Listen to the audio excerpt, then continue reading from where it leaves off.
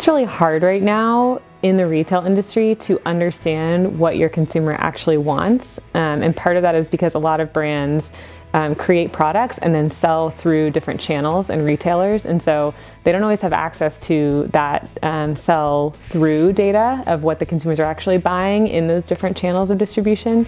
And so the ability to actually understand at an early stage in creation what people around the world think and where those preferences differ and where they're actually the same saves a lot of time. I think it adds a level of objectivity into these often emotionally charged kind of conversations around what particular nuanced preferences might be within specific markets around the world. So actually being able to measure that, not that it's going to completely define the decisions that are made, but to the extent that it can offer kind of that objective point of view and infuse data into that conversation, I think that has been one of the biggest game changers that the biggest brands that we work with that really care about these international assortments have seen. So I would say China is huge for us and huge for our brands. So I think for a lot of brands right now, that is an area that is a bit of like a mystical creature. No one really knows what's going on there. People are kind of trying to test out oftentimes things that are working elsewhere in China to start that business.